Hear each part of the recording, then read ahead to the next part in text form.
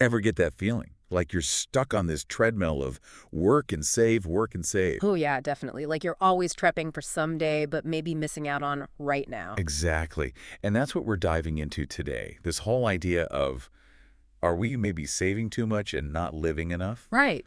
So we're looking at Die with Zero by Bill Perkins. Interesting title.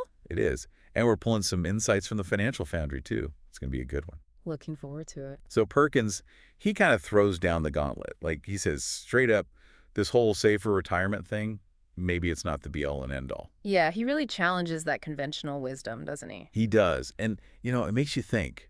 Like, he talks about this guy, worked his whole life, saved every penny, finally hits retirement, ready to enjoy it all. Boom. Gets a terrible diagnosis, can't even enjoy the life he worked so hard for. Wow.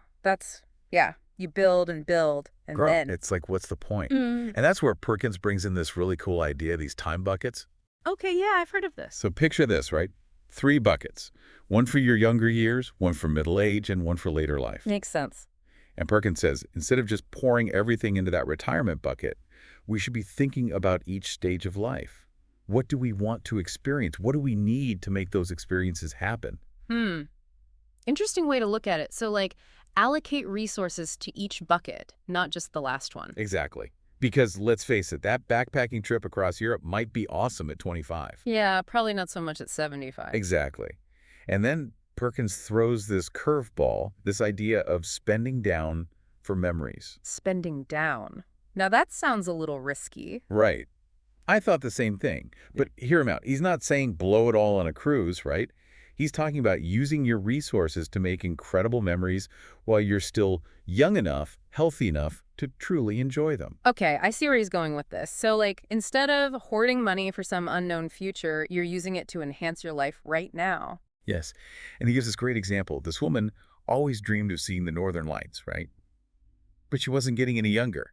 So she decides to use some of her savings, takes her grandkids on this amazing trip. I love that. Creating those lasting memories, sharing experiences with loved ones. Right, that's what sticks with you.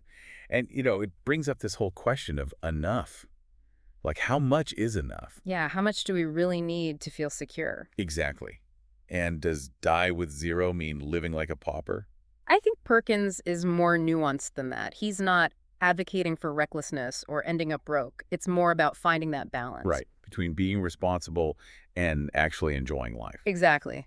He's challenging us to define enough for ourselves.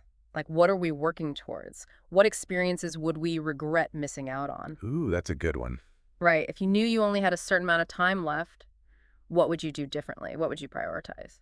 Wow, that's heavy. Yeah. So important to think about. It is. And that's really the heart of what Perkins is getting at. It's not just about money. It's about living a life full of purpose. Absolutely. And I think we can all get behind that. Definitely. So there you have it. Die with Zero. A lot to unpack, really. To think about. Hopefully this deep dive has sparked some ideas, maybe even inspired you to think about your own time buckets. What experiences are you saving for? And are you maybe waiting a little too long to enjoy them? That's the question, isn't it? Time to start living. Couldn't have said it better myself. Thanks for listening, everyone. See you next time. Bye. Bye.